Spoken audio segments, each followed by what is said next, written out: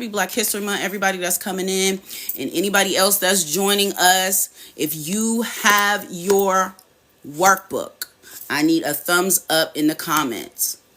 If you need help finding where you can find your workbook, give me a thumbs down in the comments. And I'm gonna tell you, all you gotta do is go right to the top of my profile so that you can sign into the Google Classroom. All your materials are there. But even if you don't have your workbook yet, you're still going to be able to follow along. Today's lesson is super important, okay? And the reason why we speak about preparing the mind and body before we speak about anything else is because your body is not going to go anywhere that your mind doesn't take you first. The connection between your mind and your body is so important, and you're gonna need to, if you're in labor or if you're supporting somebody who's in labor, the both of you are going to need to rely on your intuition more than probably you have ever in your life. Okay, so preparing the mind and body for pregnancy, for giving birth, is super duper important. And it starts before you get into the birth room. We don't want to try to get our mind right. You know, we're not doing on the job training. We want to practice and begin setting our mind on positive things far before we end up in the birth room, right? We don't want to learn that on the job. So it's important for the person giving birth. It's important for anyone supporting that person to already be in a zone. Have practice getting your mind to a place. Yes, this is a free series, my love. Yes, this is Childbirth Education 101.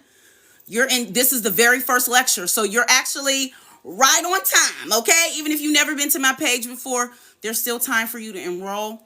If you take a moment to go to the top of my profile, then you're able to enroll and get all the course materials. If not, you're more than welcome to sit, listen. All of these lessons will be uploaded onto TikTok, YouTube, and Google Classroom, okay?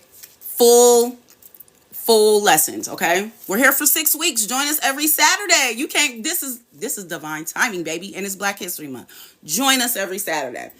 Okay, so preparing your mind and body. I think what a lot of folks don't understand, let me back up, because there's some new folks in here.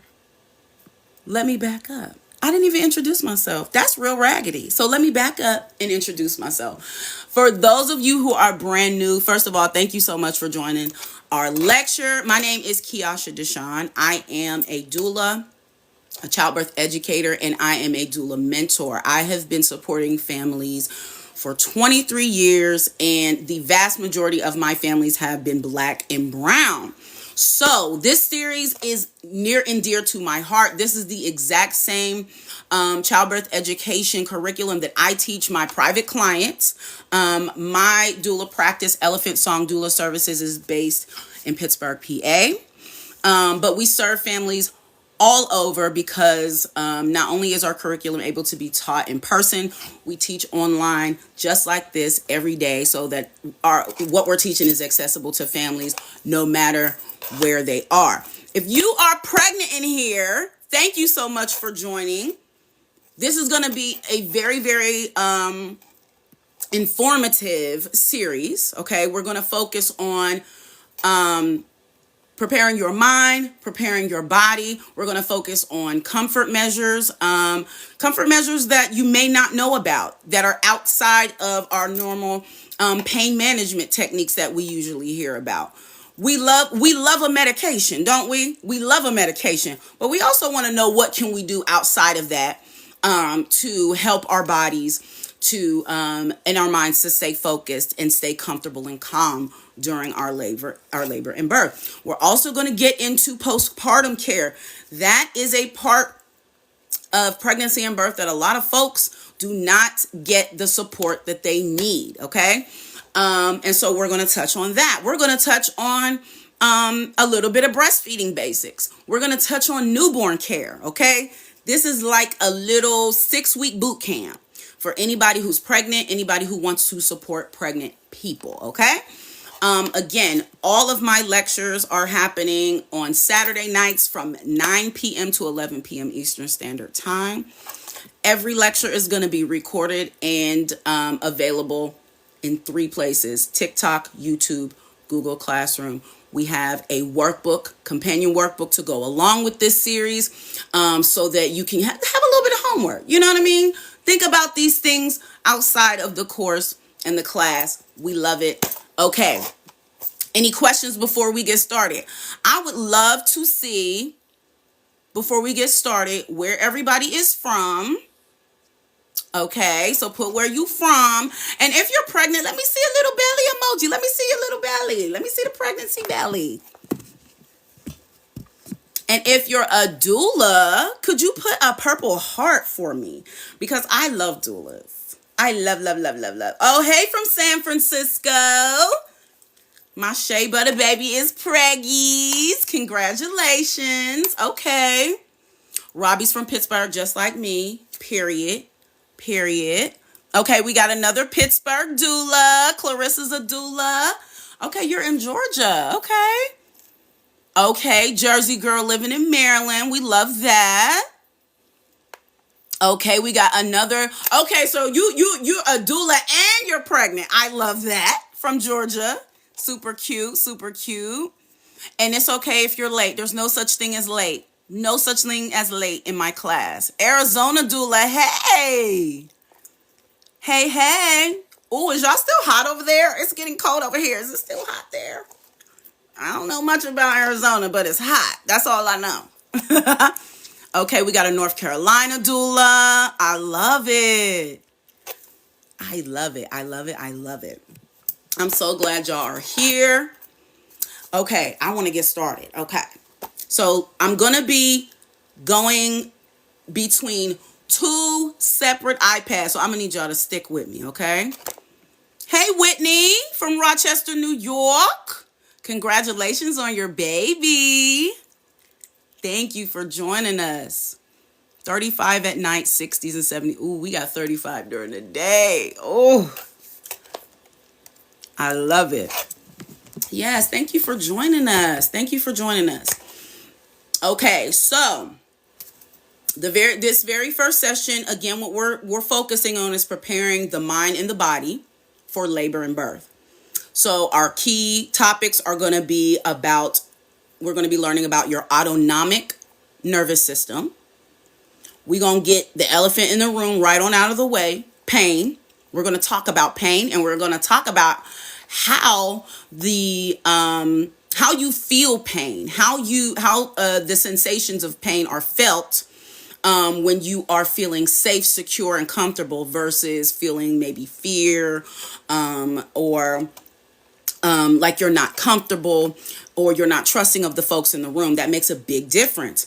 We're going to talk about visualization and how that can help with being comforted in pain. And we're also going to talk about the importance of mindfulness. Again, as I said earlier in the live, these are things that you're going to want to put into practice long before you get to the labor and delivery room, okay? So just to get started, I want to ask those of you who are pregnant, those of you who are doulas, what are your standout thoughts? If someone asks you, give me 3 words to describe birth and the natural process of labor and birth, what are the 3 words that you would use to describe? Go ahead and put that in the comments for me. 3 words that kind of represent your thoughts, issues maybe, concerns, the F word, fears around birth, the natural process of birth. Do I have anyone who would like to share in the commentos? Where are my comments? There we go. Okay. So I know in former classes, okay, we got peace, pace, and preventions. Oh, those are nice words. Connection, peace, and safety. Yep. Those are very, very good words. Love that. Love that. We love those words. Unfortunately, there is not always this feeling of peace and safety when folks envision labor and birth, whether it's their own or someone else's. Shea Butter, you said scary, exciting, and rebirth. Ooh, I love those. I love those. And that's real. Whether you've given birth before or not, scary is a very, very real feeling. Exciting, butterflies all over, very, very normal. And rebirth, of course, you're absolutely a new person. Nobody is the same. Endearing, calming mind, excitement, yes, yes, yes. Safety, heard, represented. Confidence, comfort, patience. Yes, those are such nice, juicy words.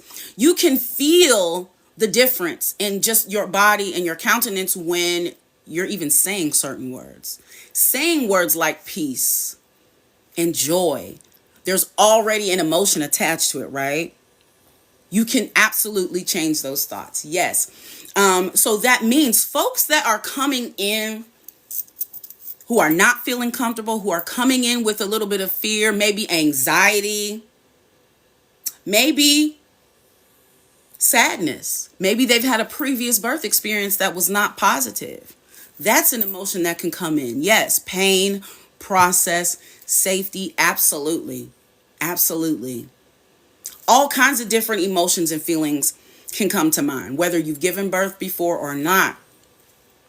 And one thing is for sure, whatever you're feeling when you think about the process of birth and postpartum, that is a learned feeling. Whether you're feeling fear, whether you're feeling excited. Yes, beautiful journey, riding new body waves instead of saying pain. Yes, even changing the words we use, right? Some folks will call them waves. Some folks don't want to say contractions, right? Some folks will call them breaths, and instead will compare the crescendo and decrescendo of a contraction to taking a very, very deep breath and then letting it out again. There are so many ways that we can rephrase things, right? To just make folks, number one, understand better, and number two, feel a lot more comfortable. Yes, everybody needs and deserves to feel heard, for sure, for sure. And so when we think about the negative emotions that we may feel or that our client may feel, we have to know that we can replace those things. If we've taken what we've learned on TV, there's a lot of fear, there's a lot of pain, there's a lot of panic and like chaos when you see scenes in TVs and movies that portray pregnancy and birth. It's just portrayed as a time of you got to throw your hands up because there's nothing you can do. And while yes, birth is absolutely unpredictable, there are so many ways that we can center ourselves, and in that surrender, there's a lot of control. There's a lot more control than we think until we get into that spot. I'm sorry, my dog is puppy. Could you please? Thank you. So that brings us to something that we call in this work the fear, tension, pain cycle. And I want you to think about anytime you've ever been in pain, any kind of pain, whether that's a paper cut, you stubbed your pinky toe in the middle of the night, you bumped your funny bone, your elbow, trying to rush out the door, any pain. We know for sure that if emotionally we are in a state of fear, if we are feeling tension, if we are feeling uncomfortable, if we are feeling unheard, the pain is more intense. If you're in a space where you bang your toe and you can't shout out in pain, it's going to feel that much worse trying to hold in that expression, right? If you're in a, imagine stubbing your toe real good, your pinky toe, your bare pinky toe in the middle of a quiet church service. Or in the middle of a really, really quiet class that you're attending, or in the middle of a library. Imagine, honey, and you having to hold that pain in instead of being able to channel it into somewhere. Sometimes channeling it is cussing. Sometimes channeling it is grasping something tight. Sometimes channeling that is making vocalizations, certain breathing techniques. But if we have to hold that in, if we don't feel safe to really express that, that pain is going to feel that much more intense. And so what we want to interrupt when we are supporting folks through labor and birth is we want to interrupt that fear, tension, pain cycle. We know the pain is going to come. So if we can help our client, if we ourselves can get ourselves into a nice rhythm, we know that these waves, these contractions are going to, develop a pattern and develop a rhythm. It's so much better if we too are getting in the same rhythm. It makes it that much easier for your body to do what it needs to do. And you have to start here. I want you to think about this illustration. Look at this little bunny. Since we don't have my slides this time, take a peek at our little bunny because I'm going to tell you a story about our bunny, okay? Little bunny Foo-Foo. And I want you to just envision this little illustration. A pregnant rabbit is hopping along in the forest when it begins to feel the first signs of labor. Naturally, it knows to find a safe, dark, warm place to labor down and waits for its body to do what it does. Suddenly, the rabbit hears the familiar rustle of a fox near their chosen birthing spot. The rabbit's heart rate increases as adrenaline is pumping through its body. Their blood flow and oxygen are now redirected to their limbs. Contractions begin to slow down and stop, and the rabbit then has to run away and find a safer place to give birth. Based on that little illustration that I just read, what do you think was the trigger for the fight or flight response that rabbit experienced? Robbie, yes, hearing the rustle. The rabbit didn't even see the fox, right? Rabbit didn't see it, didn't hear a little growl or whatever. I don't know what sound, I don't know what sound foxes make. But all that little bunny needed to hear was just a little rustling in the leaves. And their body completely changed its focus. The contractions had to slow down and stop because now the part of the body that operates fight or flight is in charge now. When we are centered, when we are truly trusting our bodies, when we are listening to our bodies, when we are using our pain and sensations as a way to tell or to listen to what our body is trying to tell us, when we're in that mode, just like the pregnant rabbit, she was able to listen to her instinct and find somewhere nice and safe to go. There weren't distractions, right? She was able to get quiet.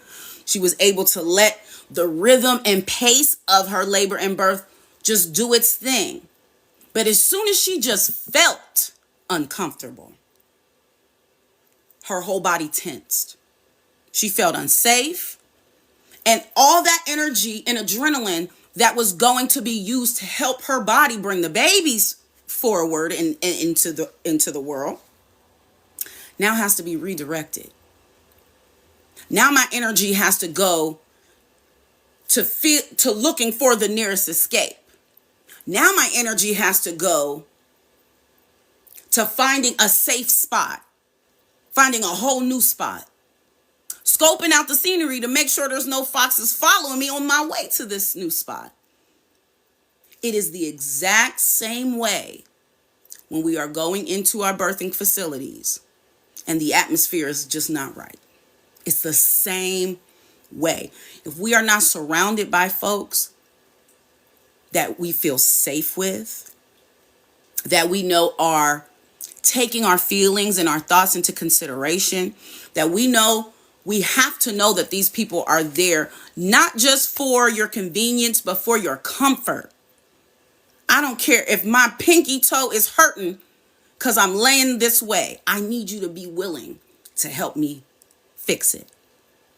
I need you to be willing to jump in and redirect my mind when somebody gets me a little shaky. It might not be a fox rustling in the bushes, but it might just be somebody coming in and taking your blood pressure again. That can get the rhythm off, you know? It could be someone coming in and asking you a question about your birth plan. That can get you off your rhythm. But imagine if you have someone next to you that's just as well versed on what you need. They know what's on your birth plan. You've practiced what makes you feel best when you're in pain.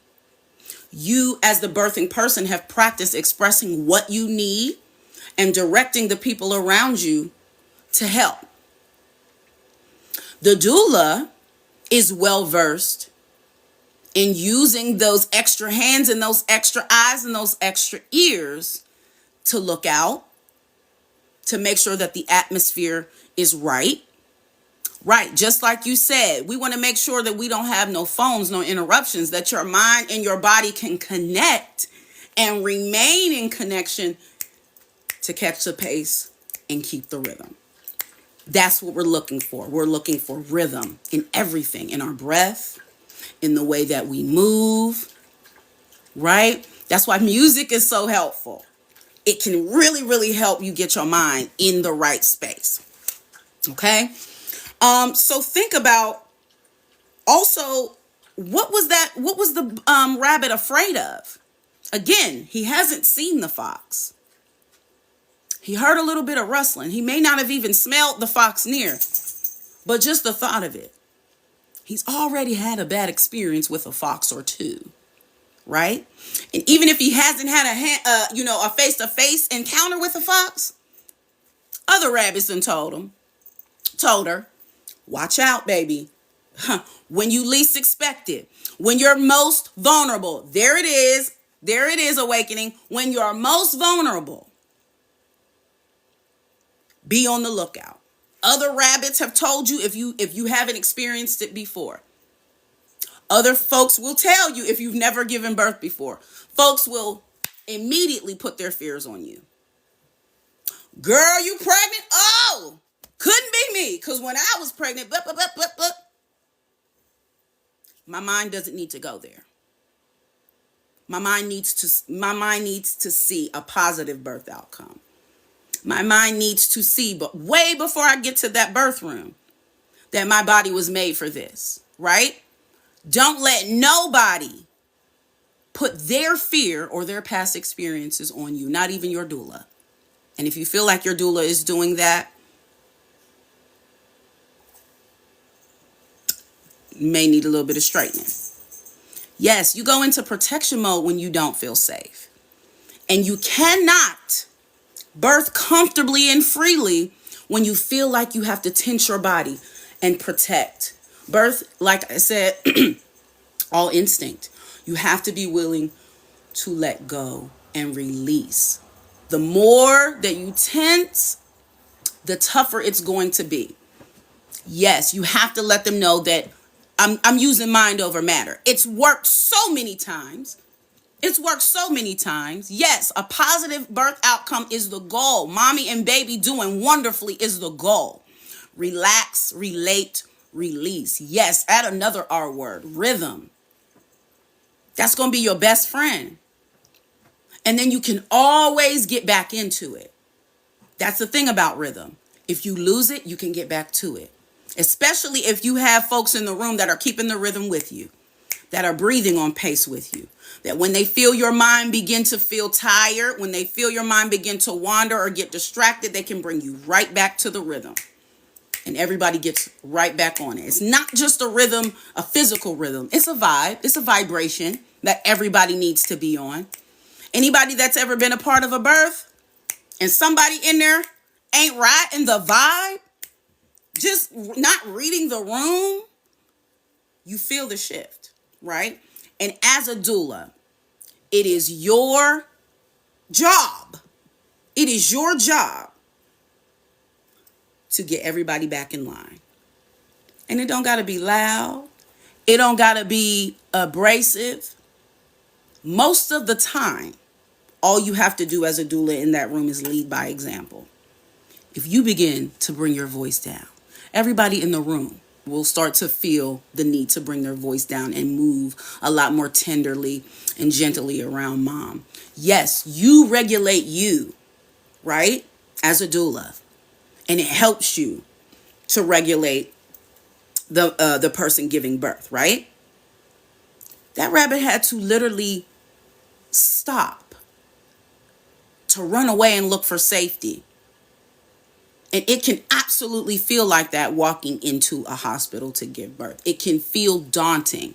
It can feel like this is a heavy space. But what I tell folks all the time is you just got to take the vibe with you.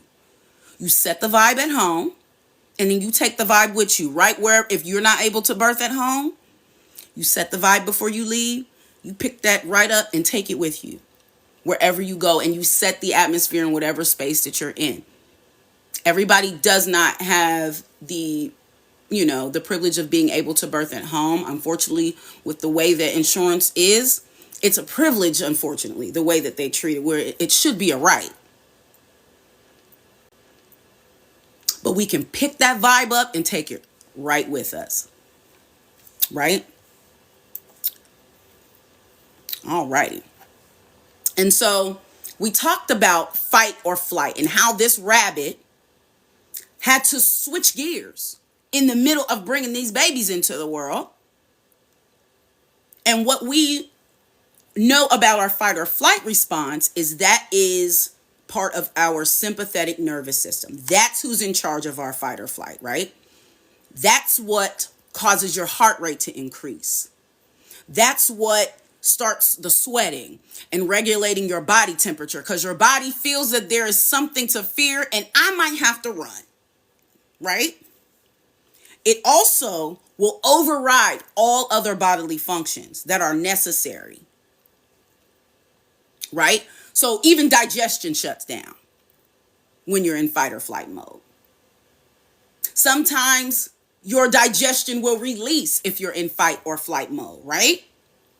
Because the body is like all hands on deck.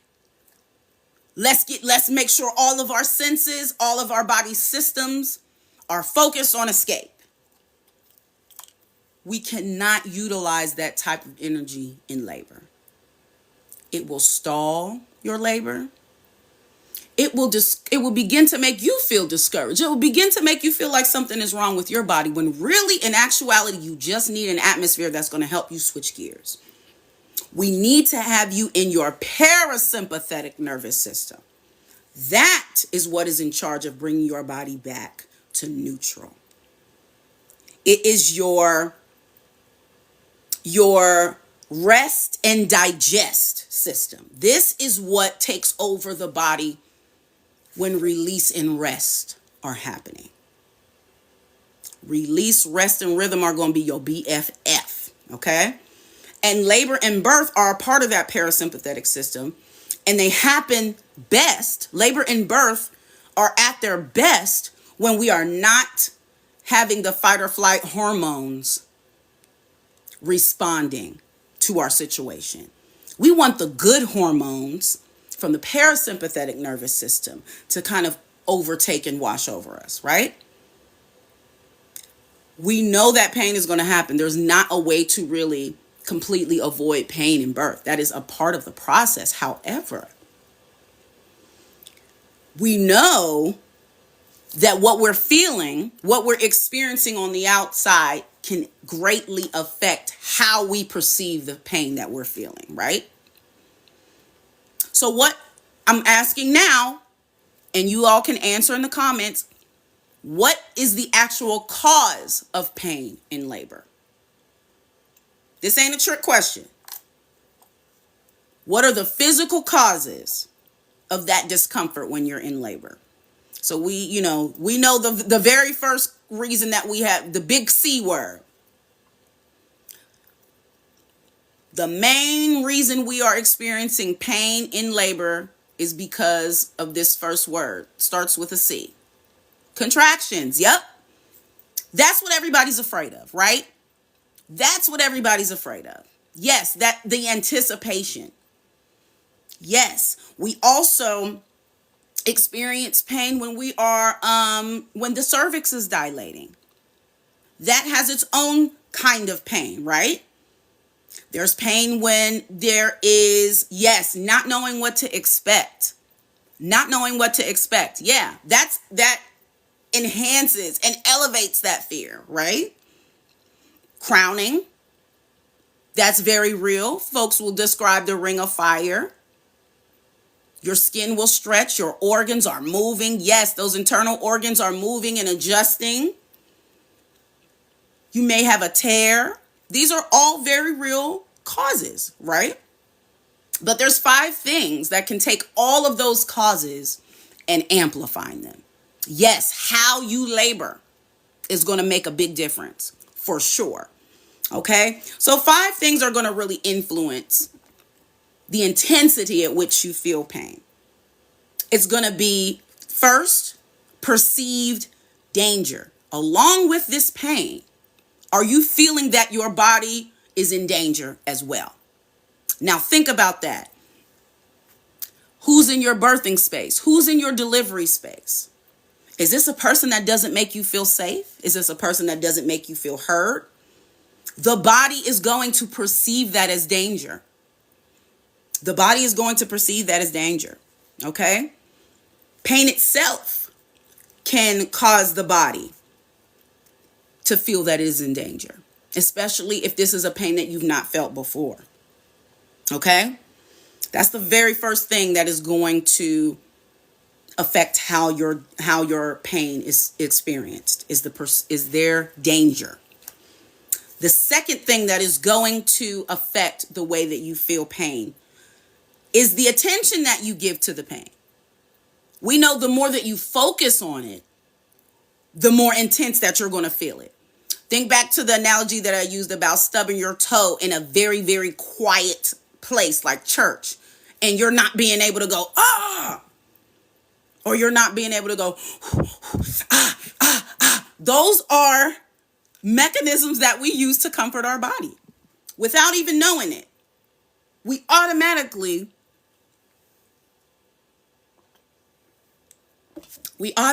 begin to protect the body in that way.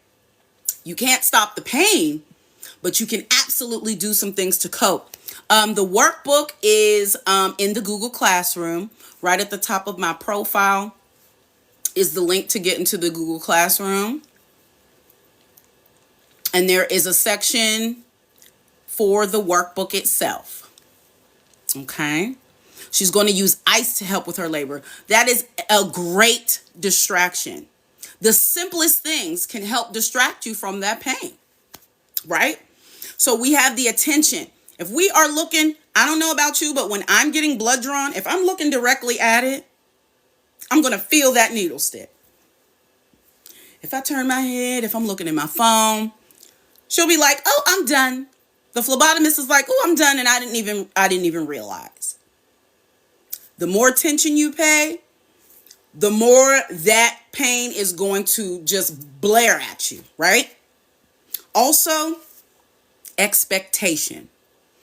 If you are expecting more pain, the more pain you're going to experience. It is truly mind over matter. If you're putting focus into it, if you're talking about how much you are not looking forward to the pain, if that is the record that you're playing over and over again in your mind, you are absolutely going to experience what you expect, right? Very true. We want to have no expectations. Birth is going to do its thing.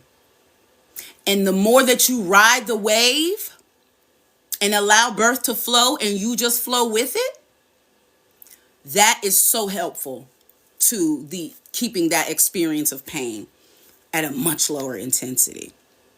Also, another thing that can influence the intensity at which you feel pain is your emotions.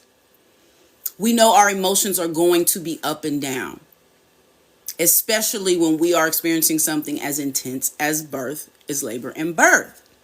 But if we are, again, holding in emotions, if we have unhealed pain from past birth experiences, other emotional wounds, this is absolutely being recorded, Seventh Destiny, and we're gonna and it's gonna be available in 3 places.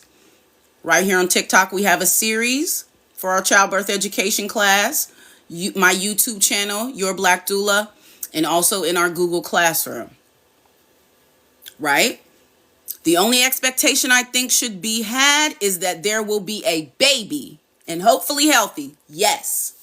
When you clear your mind of all of the what shoulds, now we have a birth plan. Absolutely. The birth plan is in place to give us a little bit of a roadmap, right? A lot of times we may have to stray from the roadmap because birth is going to do its thing, right? But if we do not set expectations, especially unrealistic expectations, right? That can set us up for a very big disappointment, a very big letdown, right? But if you just allow your birth to be exactly what it is, that keeps a lot of the negative emotions away, right? You're allowing for your body to do what it does, and you're surrendering to what your body does, right? So, one more thing that can influence how pain affects us is our hormones. These are things that we cannot control. The hormones are responses. So if we're in an environment where we are perceiving danger, perhaps we don't feel heard in the birthing space, where we are, we're not given coping mechanisms. Nobody's massaging our back. Nobody is helping us breathe through our contractions.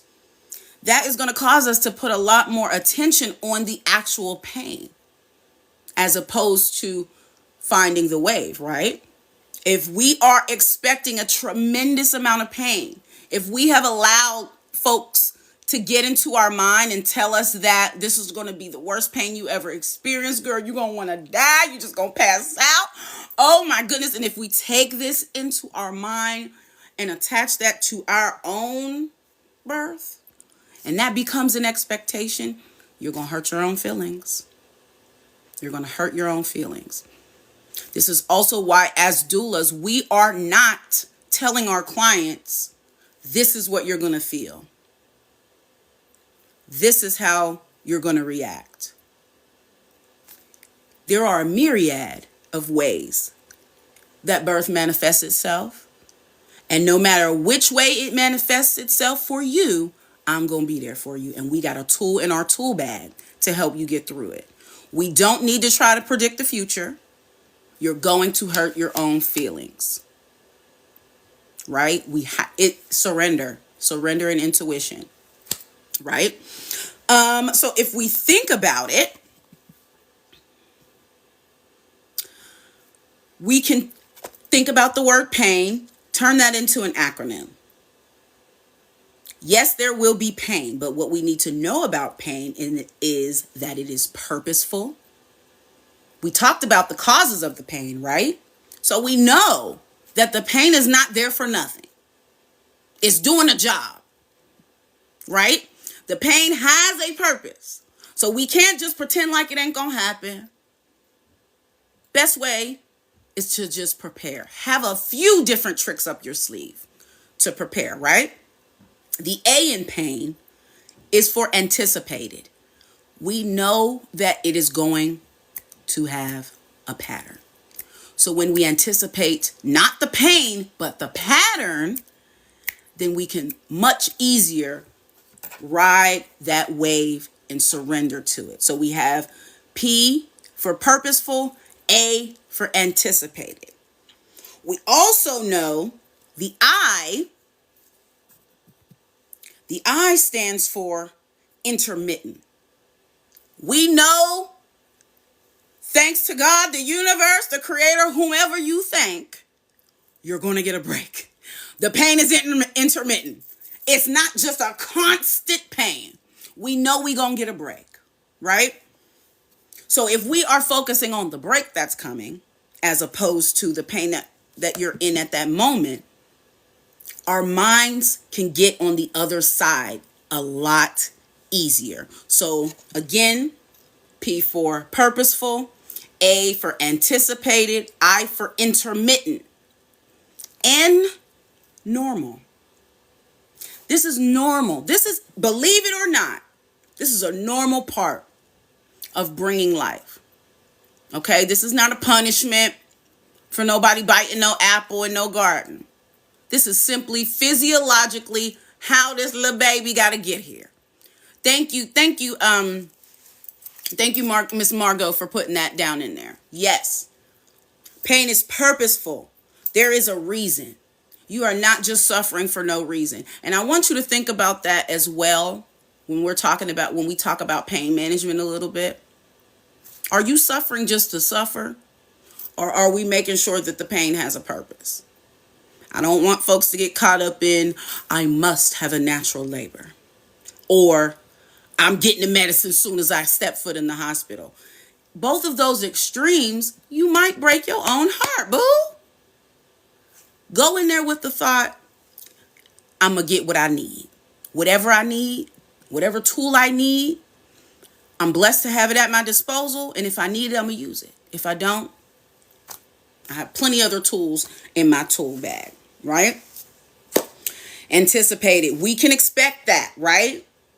We can expect it, but it's not a surprise. It's not a surprise to us. And because it's not a surprise, we can prepare. It's intermittent. You are going to get a break. I remember trying to describe my labor and my birth to my daughter. And she was like, when did you rest? And I said, believe it or not, I was taking little mini naps in between contractions. You be thankful for that little piece of sleep. And you just take it and it gives you exactly what you need to get through the next one, right? It's a marathon. This is not a sprint. And so you take what you need when you need it, okay? And you don't let anybody else tell you when that need is. You decide, right?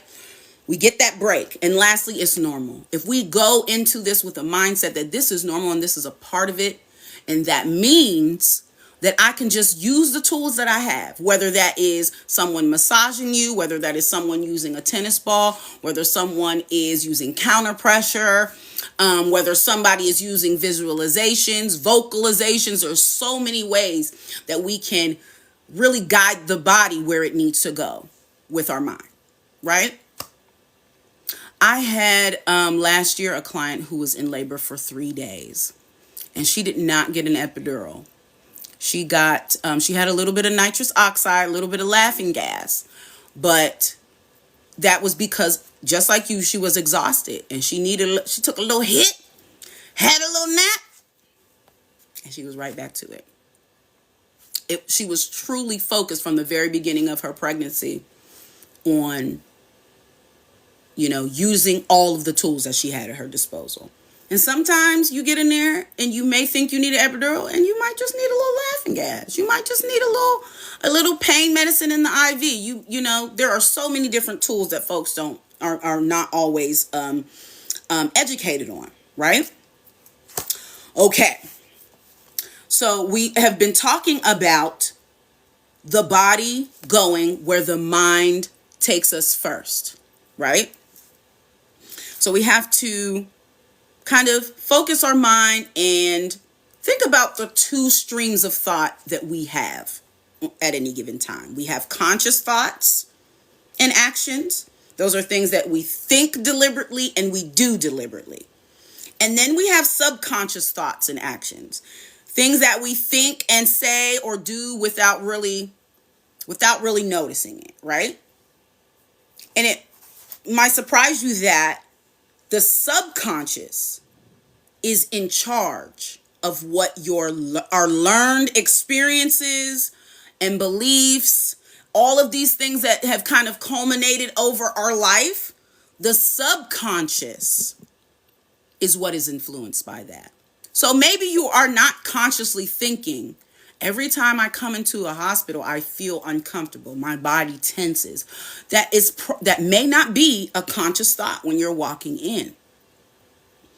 And so you're going to have to, like I said, we're practicing beforehand so that we can practice getting our minds out of the subconscious negative thoughts and redirecting. Think of an animal, an insect, or an experience, something that scared you. For me, I have a lot of driving anxiety because I had a car accident in my first little car. It wasn't a big accident. I hydroplaned and I did a little fender bender, but it scared the piss out of me. I was like, whoa, this is, and we know that just the thought, like going back to our little rabbit home girl, just the thought, for a while, just me grabbing my keys, my body was feeling again like I was back behind the wheel and getting ready to lose control again. I knew that I wasn't in that same situation again. My eyeballs could see consciously that I am sitting in this vehicle safe as can be, or have grabbed my keys and haven't even left the house yet. But it's my body. It is that subconscious part of me that is taking all of that data of my experiences, the feelings that I felt when I went through it. So if that's a negative car accident, that might be playing in my mind every time I'm getting in a vehicle. If I've personally had a negative birth experience, that might be playing in my mind when I'm going to doctor's appointments or when I'm, interacting with folks and telling them about my pregnancy and my birth coming up. It may be I'm afraid of spiders. And if I just see a spider on my phone, my body feels like I'm really looking at a spider in front of me in 3D. And when you are faced with a fear like that, in real life, you usually have a choice. You can leave, you can run, you can squish the spider, you can take a break from driving. There are things that you can, do to kind of change the situation. But until you actually address the source of the fear and begin to work on recentering your body in the face of those types of fears. For example, it wouldn't make no sense to have a fear of spiders and go to work at a store that sells spiders. You would be afraid all day, every day. Now, if you were determined, you could absolutely work to overcome that fear and change your mindset around spiders. A lot of times what helps is learning more about what we are afraid of. That is a big help when we are talking about labor and birth. Education is a part of that roadmap that we talked about with our birth plan. We may not follow that thing to a T, but at least we got some kind of idea of where we headed. Right? Okay, new arrival in progress. Oh, I never heard that one. I like that. I'm definitely going to be using that. I like that. So, hold on, I done lost my spot.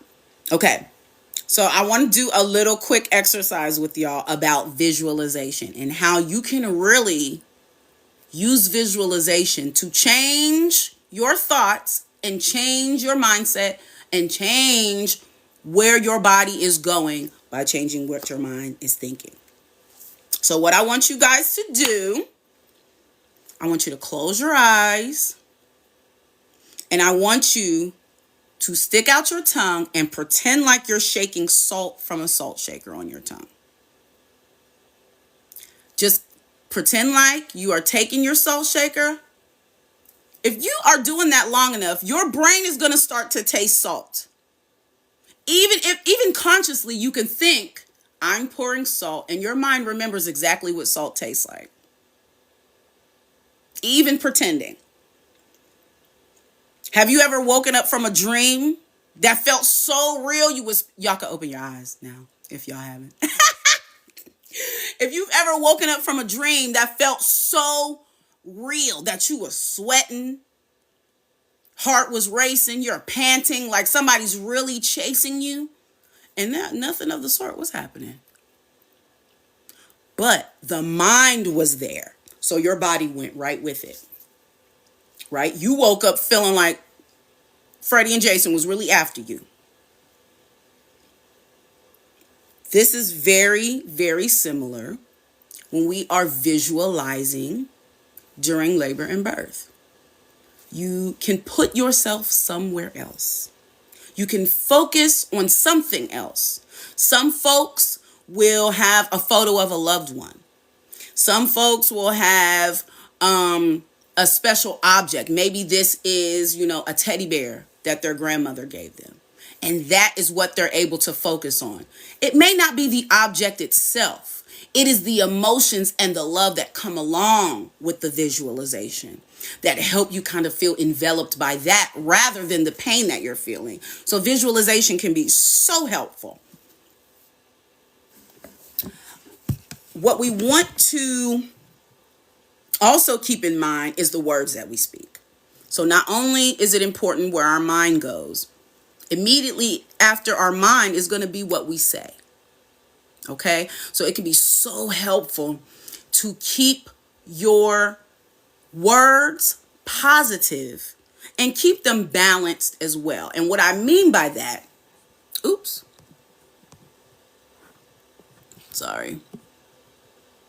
we want to keep our statements balanced. And that looks like, let me give you an example of a negative statement, for example.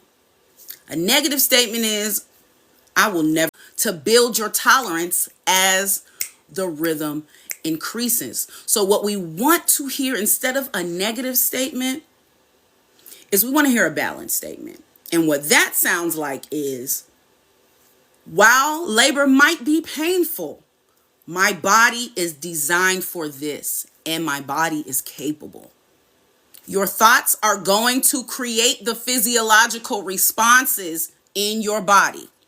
Your thoughts are going to create the physiological responses in your body. Has anybody ever pissed you off or done you so dirty that you don't give a damn if it's been 15 years? You hear the person's name and you get re-pissed all over again. We've all been there. That person's not in front of us, but our mind took us right back there, right? And so we have to know that the same is true when we are in labor. If we are saying things before and during our labor that are positive, that are pouring into ourselves, and only allowing other folks to pour positivity into us about our labor and birth, the body is going to respond. Just as the body responds to the negative, the body is going to respond to the positive. And if we are telling our body from the beginning, you're doing amazing, sweetie. You're already keeping us healthy and strong. And I know you're going to get me through this labor too. We know that shit hurt. But we also know we have all the tools at our disposal. We have an amazing birth team. We're not allowing anyone in our atmosphere that's not keeping this same vibe going, this same positive vibe, right? Yeah, yes, everybody said, oh, you're strong. I said, no, I'm stubborn.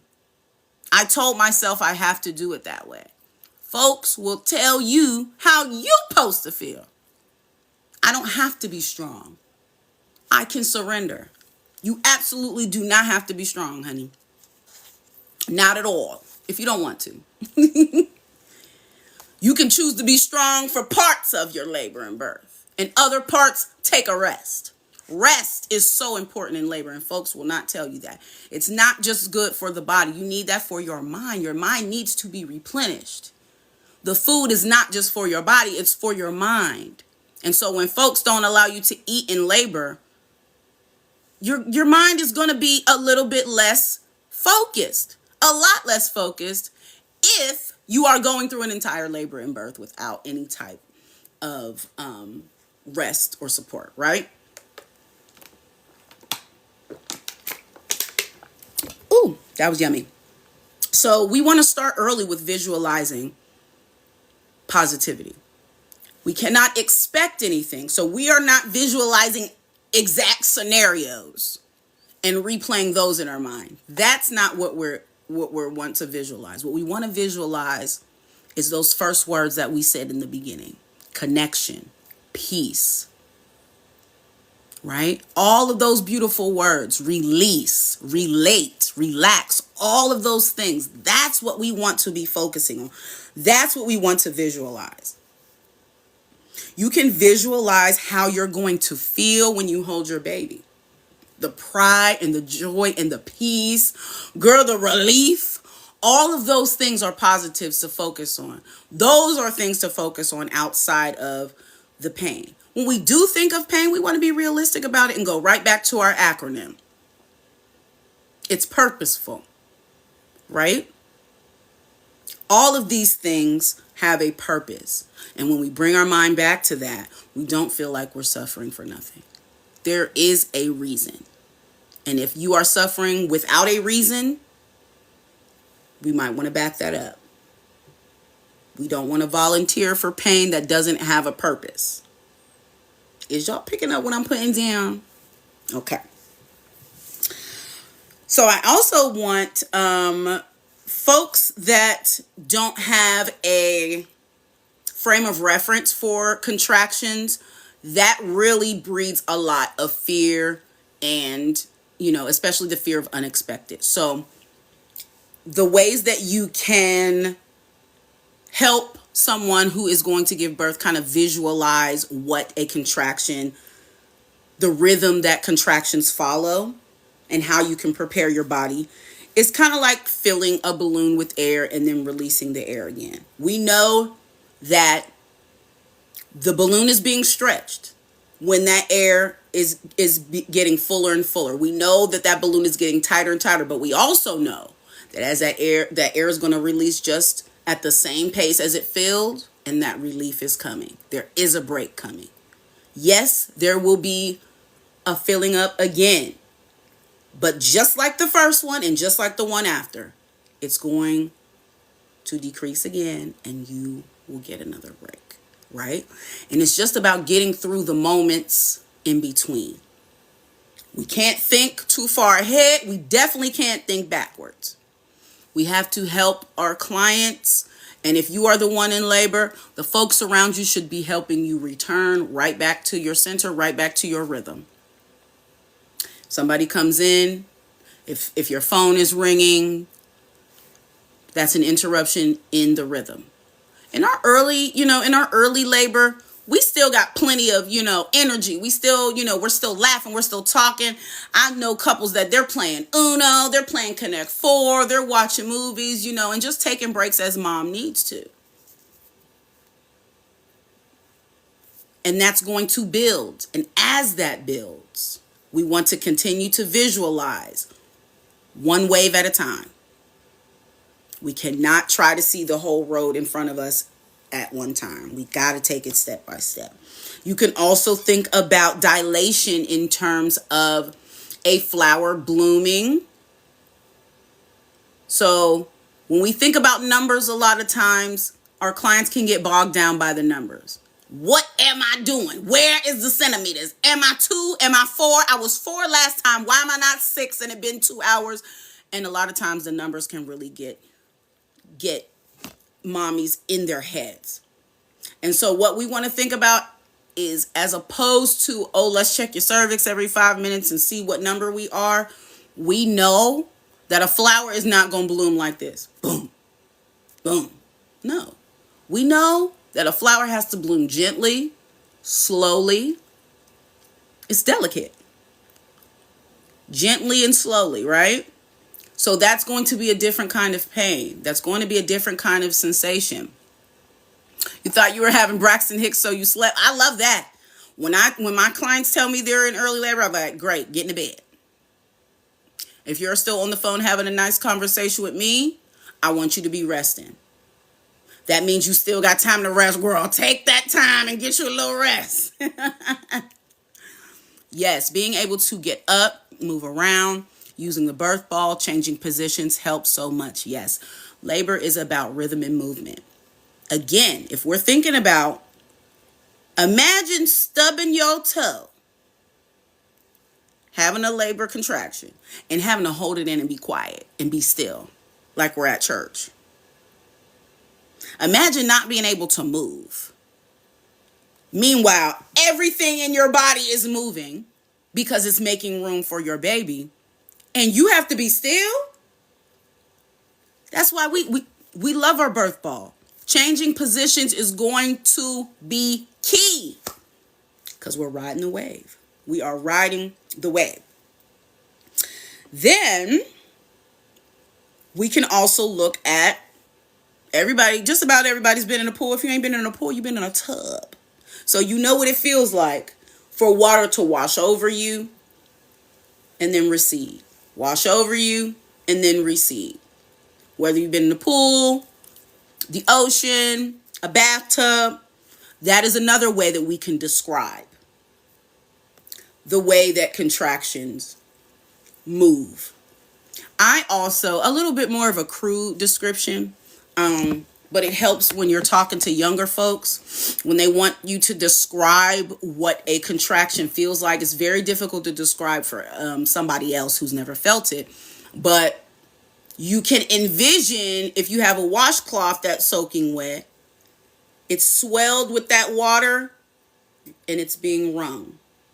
Swell with water, wring it out. Swell with water, wring it out. There's always a crescendo and a decrescendo. That's a part of that the intermittentness of pain. That's a part of the rhythm. A natural break. Hallelujah. You had your son in a squat position. We love a squat. Yes. The back of the bed. Gravity, gravity, gravity, gravity is always going to be your BFF. Yes. Always going to be your BFF.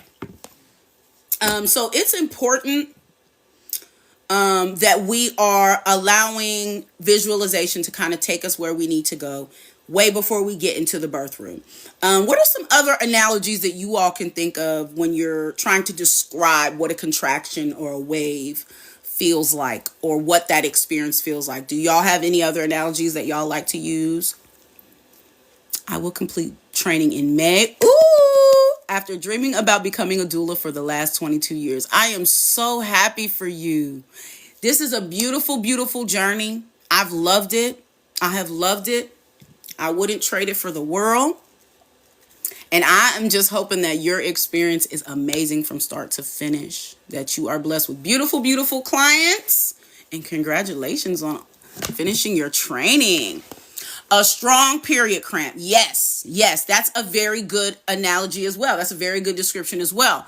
We know that that's a good frame of reference for most women. A big squeeze, hug, and release. Yes, that's another one. Yes, if moms have had period cramps before, baby, that's a good frame of reference. A big hug and a squeeze and release. Yes.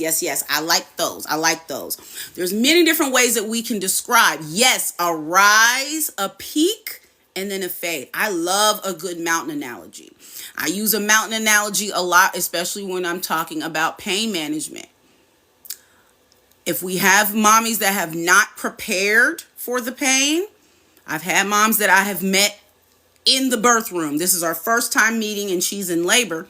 And she's not, maybe she's not prepared on the birth ball. Maybe she's not learned about channeling her energy and focusing her mind. And so what the quickest analogy I always have is a mountain. And when they talk about, okay, when should I get an epidural? I think I'm going to want one. When should I get one? I always explain, well, if we are in a car and we're going up a hill, we want to try to get the momentum first. We don't want to try to stop in the middle of going up this hill and take a break. We want to get as close to the peak as possible. Let that sweet relief come and ride it on down.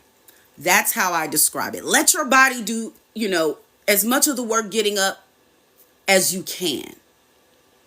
Because there will be a pause, not necessarily a stall or a stop, but when we introduce certain medications, there might be a slowing down, there might be a stall, there might be a break, which you probably need. But we need to know that we're not taking this break when we're still close to the bottom of the hill. We want to get up a little bit, right? Oh, sorry, hold on, I'm missing comments. Yes, a blood pressure cuff pumping up and then deflating again. That's a very good analogy as well. Most people have felt that before. It will be tight for a moment, but you already know by the time you get to say, oh, that's too tight, it's coming back down again, right? Very, very, very good analogy. And so when we use these types of visualizations, we can help folks prepare. And introducing mindfulness during your pregnancy is going to help give you practice connecting with your parasympathetic nervous system so that when birth happens, you are able to flow right back into that space.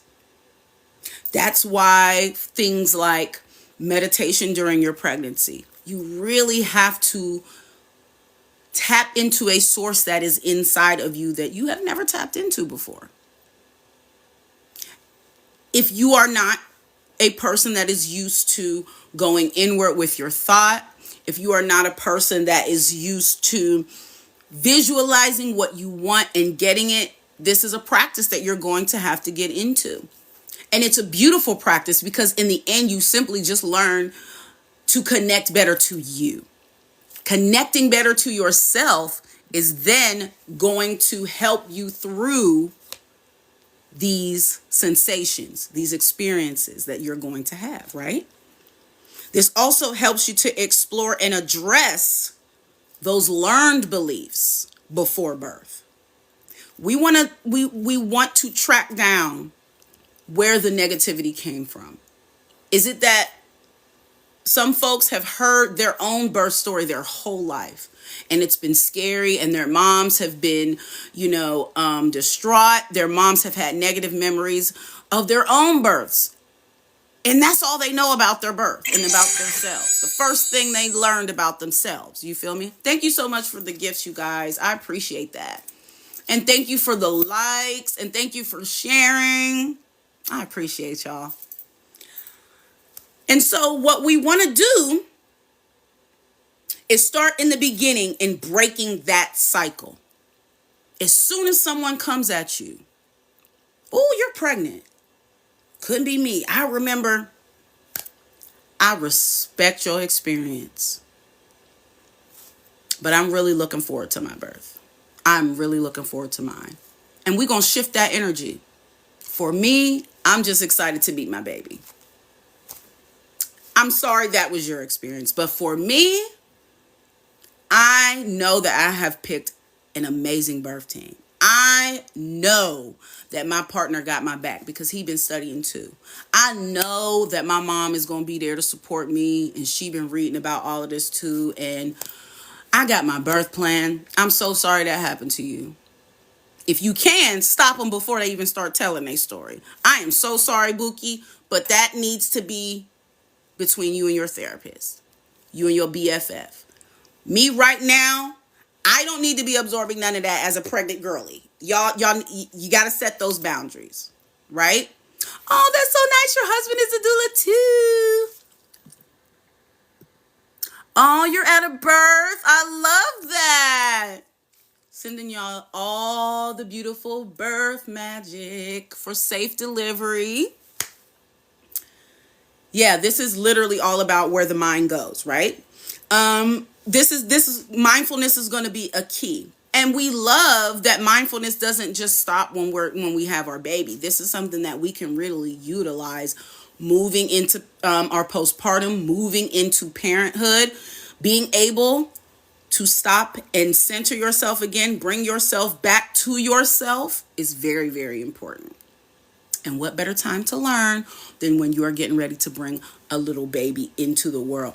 I have to let folks know your nervous system, just like your mother's nervous system, yours is the blueprint for your baby's nervous system. What you're feeling and experiencing during your pregnancy is being used as the blueprint to build your baby's nervous system.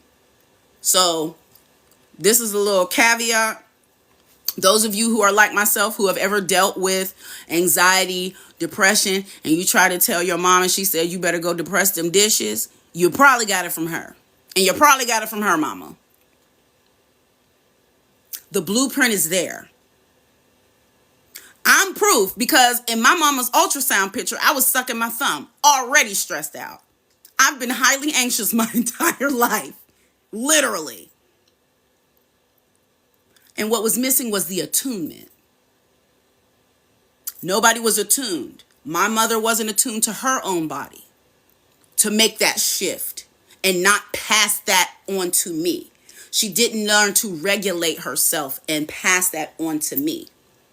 And back to my grandmother, emotional regulation wasn't there. So what do we have to do? We got to interrupt the cycle. We got to interrupt the cycle. We have to set the boundaries so that folks are not putting a bull on you. Okay? We are reprogramming those unconscious thoughts, those unconscious practices, the repetition. And instead, we are interrupting it with compassion, with love, with positivity. Those affirmations, maybe when you're not in a space to need them, it may just feel like you're reading, just reading words on a page. But when you are trying to really shift your mind, those words are going to be life-giving. I tell dads, put these little affirmations in your phone. You never know when you're going to need them, to just whisper them in her ear. There's going to be a time where she hits a wall, and you going to be the one that needs to pull her over it. Same with a doula. She's going to hit a wall. The mind and the body can only take so much at one time, and that's why birth is not supposed to happen all by yourself. The body and the mind can only take so much. You need somebody who's not afraid to pick you up and remind you who you are, and remind you of the strength you have, and remind you who did this for centuries before you, and remind you that you have an amazing birth team around you. This is all about getting back in the rhythm. All of it. The whole process. Intuition and rhythm. Everything else can be figured out. I promise you. Especially if there is, hesitation around being in a hospital setting. Prepare. Learn to go into yourself, to trust yourself and your decision making. Your partner as well. They have to learn to trust their decision making, trust your decision making, trust your decision making as a team. Because when the distractions come, we don't want fear to set in. If we prepare, if we educate ourselves, that makes our road a lot easier to travel. Those balanced statements that we talked about, well, we keeping it real, but we are also encouraging ourselves and reminding ourselves of the tools that we have. That is going to really replace that fear and the apprehension with evidence and reassurance. Yes, girl, you might have a low tolerance for pain. However, the body knows what it's doing. The body knows what it's doing. Your body runs on rhythm every day. You breathe every single day at a pace, and you don't have to pay attention to it. If the activity that you're doing requires a higher pace, your body does it without you saying it. You don't have to tell it. The body knows what it's doing. It's always about getting in line with the body. I was a single mom when my daughter was born. A doula would have been amazing, awesome for me. Yes, I agree. I think everybody deserves a doula. And it doesn't have to be literally a hired doula. If you have someone who is willing to take classes like these, willing to learn so that everything doesn't have to be stuck in your brain as the pregnant person. So many folks are like, well, just tell me what you learned when you get home from the class, and I'll know it too. It's not the same.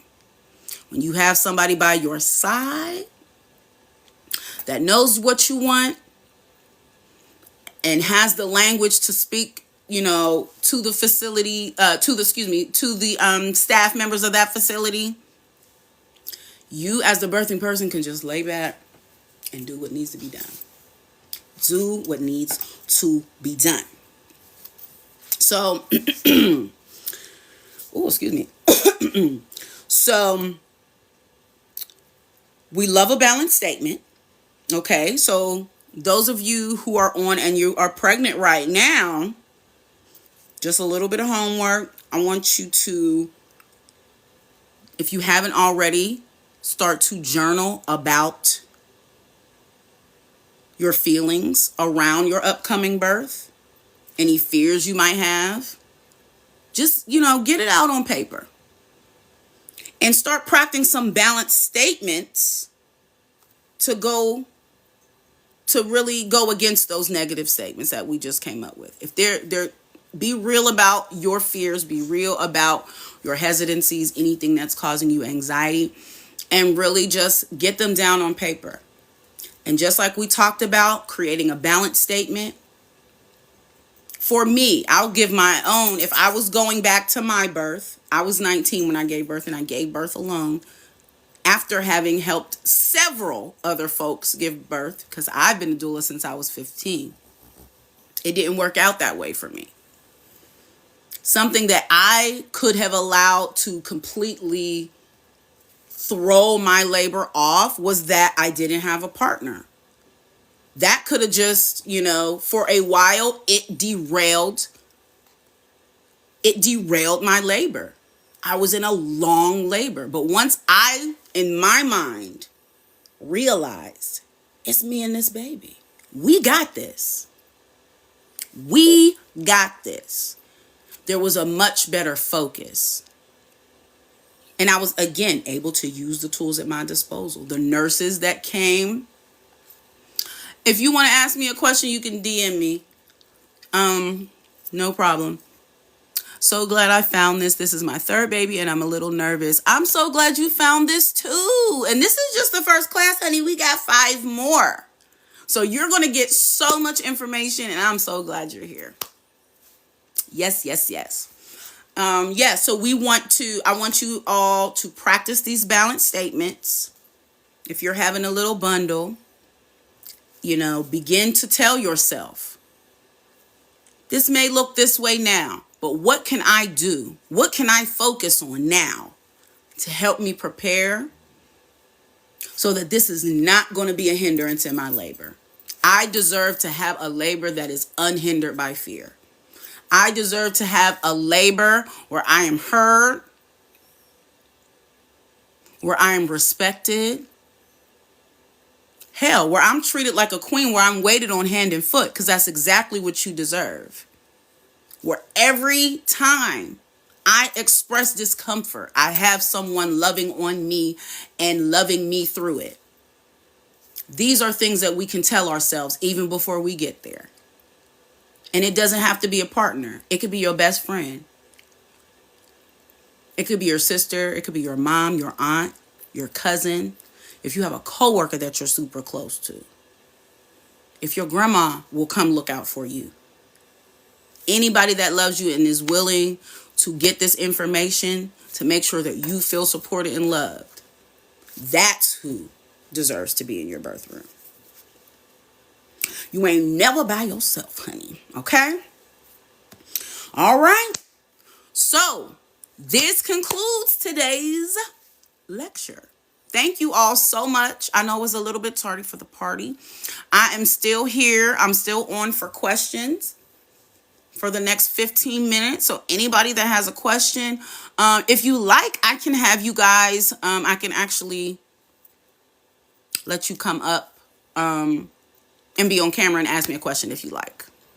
This part I will not keep in the video. So if you don't want to be, if you don't want to stay in the video, you know, that's going to be posted. You don't have to. But again, this entire lecture will be available 3 places. Right here on TikTok. It'll be uploaded to my Childbirth Education 101 series. It's going to be on YouTube. And it's also going to be in our Google Classroom. I'm so glad you had fun. And I started this session out. This is a session where I don't have any props. Oh, but next week, we have props. We have props. And I'm going to figure out how to get my slides. Because I'm mad about that. I love slideshows.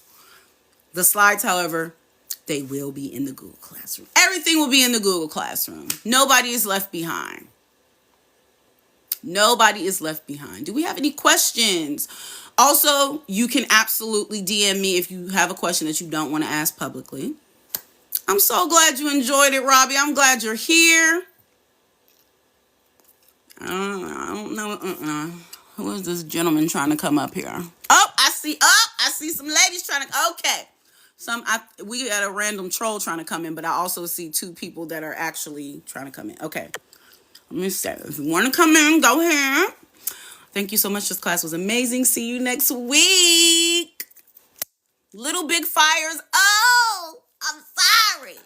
This was week 1. But you will get a video. This is Childbirth Education 101. Little Big Fires. I'm sorry. But you'll be able to watch the entire recording. In my series at the top of my profile, you'll be able to watch it on YouTube, and you'll also be able, if you want to use the link at the top of my profile to enroll in the Google Classroom, you will get the materials there as well. This video, you'll get the slides, you'll get our workbook, all of those goodies. Thank you. I'm so glad you enjoyed. I'm so glad you were here. Anything you missed, no worries, you didn't miss it at all because it's all going to be posted. Yes, thank you. Happy Black History Month. Yes. Please come back with us. We're here every Saturday night for the next 5 weeks, 9 p.m. to 11 p.m. Eastern Standard Time. We are here. And our next lecture is going to be the labor stages. And we're going to introduce breath work. So everybody's going to be getting a breathe on next week. Okay? Yes, wife, mom, we're going to have so much fun next week. Again, props come out next week, baby. Props come out next week. Handouts are going along with next week. I went easy on y'all with this lesson because I knew the very first one, nobody knows what to expect. Very first lecture. Yes. We talk about postpartum, Little Big Fires. We talk about preparing the mind and body. We talk about labor stages and phases. We talk about pain management. We talk about birth plans. We talk about postpartum wellness. We talk about postpartum planning. We talk about breastfeeding. We talk about newborn care. It's a whole boot camp. We got you a whole boot camp for the free 99. Yes. You are more than welcome. All of the course materials are right in the Google Classroom at the top of my profile. Oh, Tori, you want to come up? I will absolutely invite you up. Oh, wait, hold up. Help. What happened? Ooh, sorry. I'm sorry. I sent you an invite. I thought, ignore that girl if you don't want to come up because I thought she said it already. Okay. Are we going to talk about the infamous how to handle a loss, or is that for another class? So this particular class, there is not a section on it. However, that's something that I speak on anyway when we speak about advocacy and birth plans and things of that nature. So there will be a little bit of a touch on that.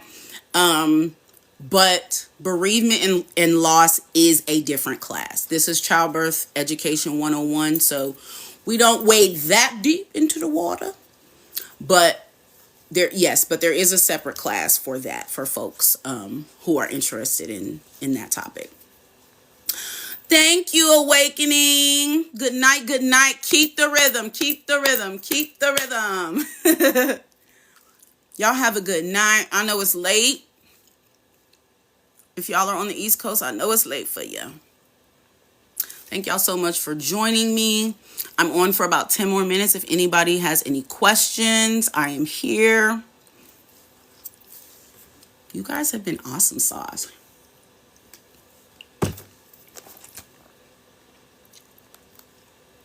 Okay, let me go ahead. You know what? For our last few minutes, what early signs of pregnancy before a missed period? There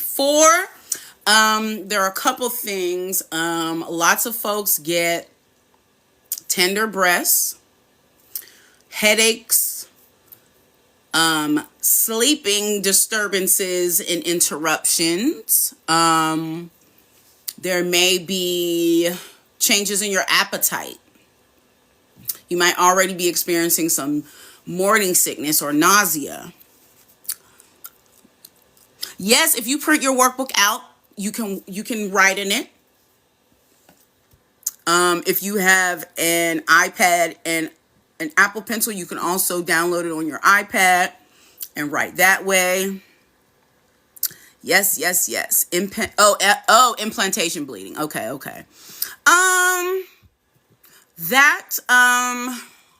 Hold on, I lost my... Wait, what about implantation bleeding? What was the question about it? Thank you. My only worry right now is to get my baby to drop. I only have 1.5 weeks left. Walk. Not only should you be walking, but look up curb walking. Right now, what's important to shimmy your baby down? Think about your pelvic bones and your baby sitting here. We want the baby to shimmy down so that they're deeper in the pelvis, right? So what helps is if you are doing curb walking, you have 1 foot on the high end of the curb and 1 foot in the street. You're not walking by yourself. You have somebody with you because you're on the side of the road. And that imbalance creates a little bit of a rocking motion to start shifting that baby down, right? Again, now you're switching. You're going on the other side of the curb. This foot's on the street. This foot is on the top of the curb. As you're walking, you're creating some imbalance. You're shimmying and shaking your baby down, right? That's what you can do to help that baby drop. And also, they'll drop when they're ready to. Don't try to rush, but your curb walking will help. You sitting on the yes, you can also curb walk in the house with 1 high heel. Yes. It's cold outside most places. So yes, use what you got. Put on a high heel, put on a boot carefully. Okay? Yes. Hit the birth ball as well. Hit the birth ball and put on some good music. Put on Cardi B, put on Beyonce, something that makes you bounce and sway and rock your hips. Movement is going to be the key, okay? To getting that baby to come down. Do I have any other questions? Y'all got me for 7 more minutes.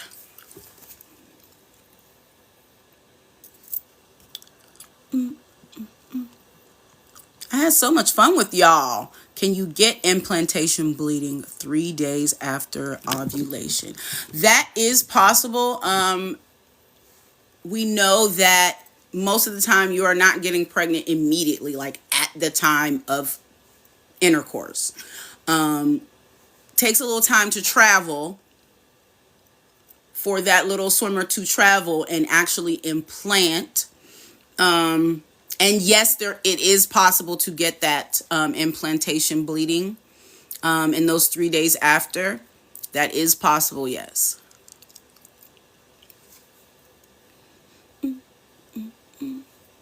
Hi, Tessa. I'm sorry you're coming in at the end of the live.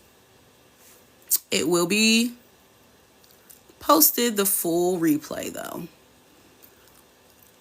All of you guys that just joined, I'm so sorry. We're about to end our live soon. I'm so sorry. Sorry. I got pregnant with my last baby fairly quickly. Oh no, I'm so sorry. Oh no. Would I still test negative?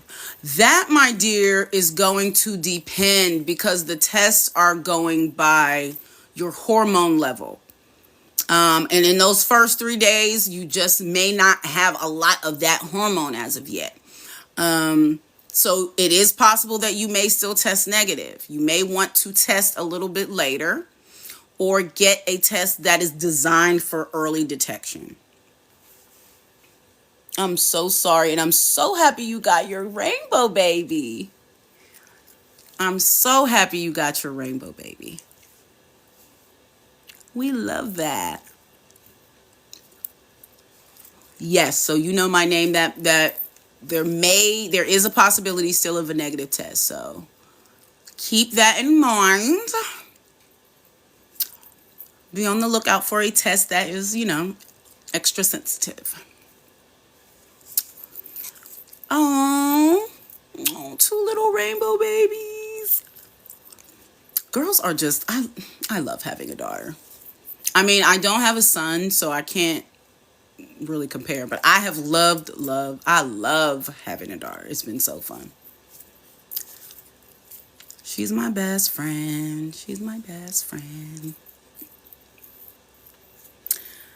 Oh, I'm sorry, everybody that's joining live. We are about to end our live. I'm so grateful for y'all being here. I would not have wanted to spend the first day of Black History Month anywhere else. I'm so grateful for y'all. I'm excited to continue next week. Those of you who didn't hear, next week, we will be talking about the labor stages and phases, and we will be going over some breath work. Just like our mind, our breath is going to be key in keeping us focused. We need all that juicy oxygen. Oh, yes, 3 minutes. Can we do that? Can we get to 10,000 likes? Oh, I would appreciate that. I appreciate all the likes so far. If we get to 10,000, baby, yes.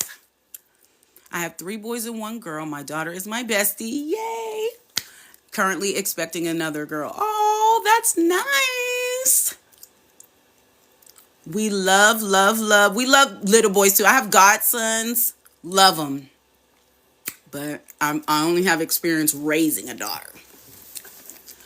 I'm so glad your daughter is your best friend. I love that. I love having my daughter be my best friend too.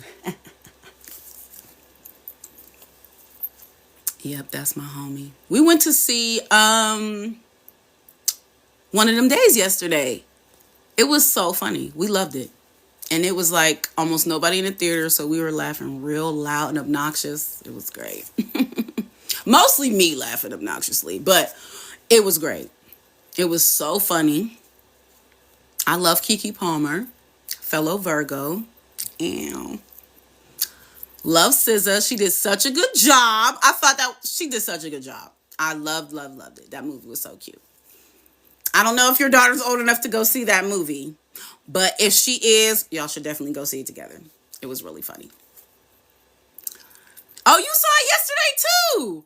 What movie theater was you at, girl? Was we bumping into each other? We went to AMC at Waterfront. That's where we were yesterday. And it wasn't hardly nobody in there. Oh, you were Century 3. Okay. Oh, she's 4. Yes, Moana 2. Yep. That fits. We love Disney movies here too. Moana 2 will do it. Yep. Yep, I'm so glad we went and seen that. It was really funny. And I hadn't been to, I don't know when the last time I've been to the movies. It looked completely different in there. I said, I guess we've been streaming since COVID. When the last time I've been to the movie theater? My daughter has been with her friends. I haven't been.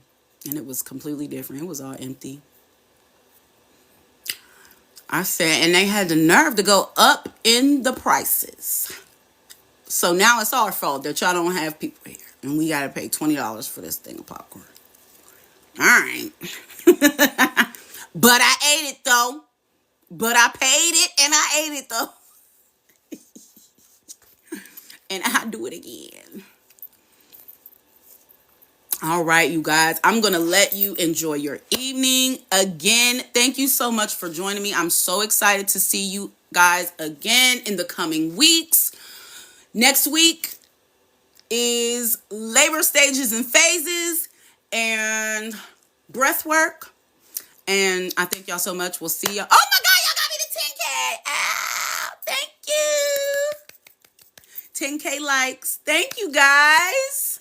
I love y'all, and I will see y'all again next week.